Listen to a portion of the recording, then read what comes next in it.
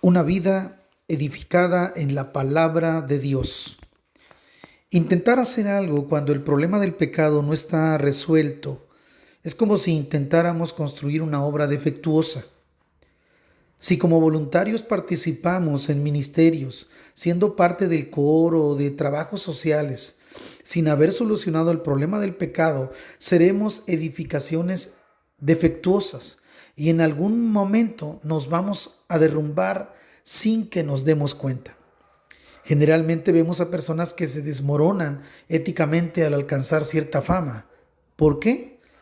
Porque se hicieron famosos sin haber resuelto el problema del pecado. El pecado que hay en nosotros es tan fuerte que nada puede controlarlo.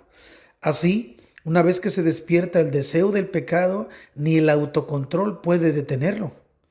En el momento en que pecamos, perdemos el discernimiento como si tuviéramos los ojos vendados. La única manera de vencer al pecado es dominar nuestro ser con la palabra de Dios.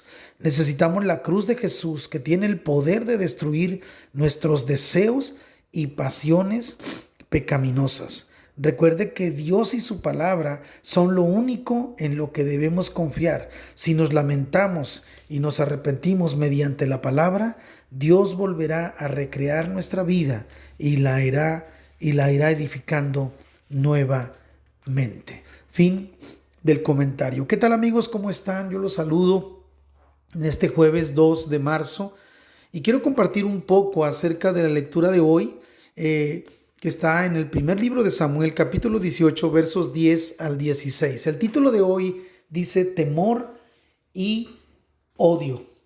Recordemos que ya David está en el ojo del huracán, puesto que Saúl ya lo está mirando con recelo. Recordemos bien, esa fue la lectura de ayer. Y todo fue porque, bueno, cuando regresaban de la batalla, los cánticos le dieron el honor a David sobre Saúl y esto a Saúl le molestó bastante. Pero la lectura de hoy, a partir del versículo 10, nos dice que al día siguiente el espíritu maligno mandado por Dios se apoderó de Saúl y éste se puso como loco dentro de su palacio.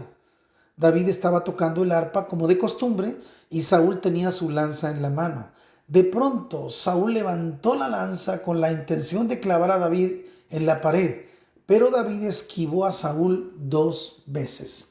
Saúl tenía miedo de David porque el Señor ayudaba a David, pero ya no lo ayudaba a él.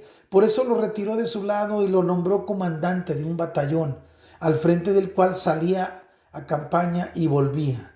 Y como el Señor lo ayudaba, David tenía éxito en todo lo que hacía.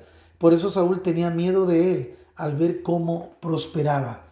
Pero todos en Israel y Judá querían a David porque él era quien los dirigía cuando salían a campaña y volvían. Fin de la cita bíblica. Aquí nos estamos dando cuenta que se está recrudeciendo la relación entre David y Saúl. Ya en este momento que Saúl le entra ese espíritu, recordemos que cuando le entraba ese espíritu ya mandaban a traer a David para que tocara el arpa y se apaciguaba. Pero ahora el mismo espíritu, o más bien la misma actitud del rey Saúl, al ver a David enfrente, se da cuenta, como ya lo mira con recelo, se da cuenta que esa es su oportunidad de quitarle la vida. Y 2 veces intenta quitarle la vida a David y en las 2 veces falla, ¿verdad? Pero David está ahí, está dispuesto a seguir sirviendo.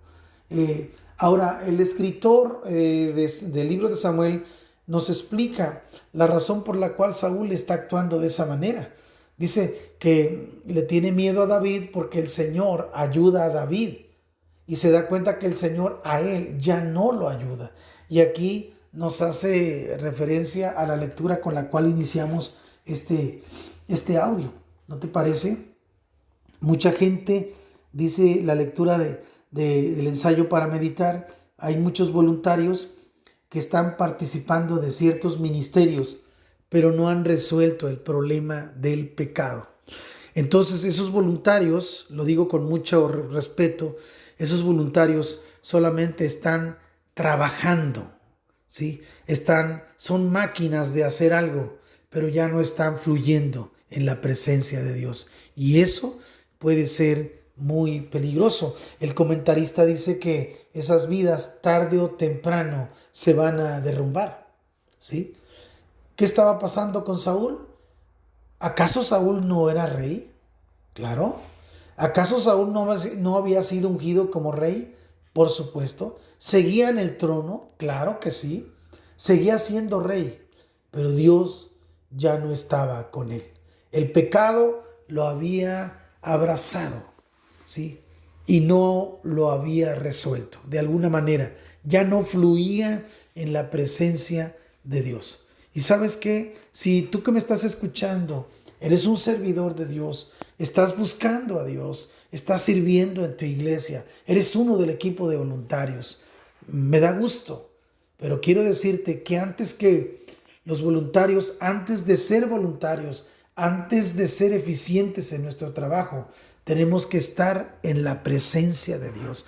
Tiene que estar nuestro altar personal lleno de leña, lleno de fuego. Debemos estar fluyendo en la presencia de Dios, llenos de gozo, llenos de alegría, llenos de humildad, porque la humildad se derrama en la presencia de Dios, sabiendo que es un privilegio servir al Señor. Ahora, hay ciertos rasgos que pueden denotar que algún servidor se está cansando cuando se empieza a quejar del servicio. Cuando una persona se empieza a quejar del servicio, esto puede deberse probablemente de momento te lo digo, a dos causas. Una, a que ya solo sirve, pero no está en contacto con el Señor. Su relación con Dios ya está truncada y eso se puede deber a pecado o pecados que está cometiendo. No ha resuelto el problema del pecado, como lo dice la lectura de la página 29. También puede deberse, ¿por qué no aceptarlo?, a que está de voluntario, está sirviendo de una manera, pues ahora sí, tal vez hasta se está sobrepasando de sus fuerzas físicas por querer quedar bien, tal vez, no lo sé, y se está cansando. Él tal vez necesita hablar con algún líder, hablar con algún consejero y plantear la situación para descargarlo un poquito, ¿no? Pero bueno, quizá eso sea el problema más leve, pero el problema más duro es cuando ante los ojos de los demás parecemos que estamos fluyendo en Dios, pero ya hemos perdido el contacto con el Señor. Quizá en ese momento ya nos parecemos a un auto que ya se apagó y que solo va con la fuerza de la inercia que traía. Pero va a llegar el momento en que se apagará, se parará, porque ya no trae fuerza en su motor. Entonces, estimados amigos, necesitamos entender que nuestra vida debe estar edificada en la palabra de Dios. Antes que servidores, debemos ser siervos de Dios, ¿sí? Definitivamente, no podemos ser siervos para después llegar a ser servidores. A veces pudiera ocurrir ese fenómeno en algún momento dado, pero eso debe ser temporal, ¿sí? Puede ser que alguien de repente lo invitaron a servir en algún área de la iglesia y en el momento que empezó a servir se conectó con Dios. Se puede dar el caso, pero recuérdalo bien, el patrón correcto es, antes de ser siervos de Dios, antes de ser voluntarios en la obra de Dios, tenemos que ser adoradores del Señor, siervos del Señor plenos. ¿No te parece? Así es que no lo olvides. El rey era el rey. ¿De qué pueblo? De Israel, del pueblo de Dios. Y quería matar a David. Fíjate, qué terrible, ¿no te parece? Dejó entrar el celo en su corazón. Y eso es terrible. Entrégale tus celos al Señor. Entrégale esas cosas que de repente te hacen arremeter contra un consiervo, contra alguien que está sirviendo cerca de ti o contra tu misma familia. Debemos tener cuidado de todo eso, ¿no te parece? El Señor está con nosotros. Ríndete a Él, búscale y el Señor te dará la dirección correcta. Que Dios te bendiga.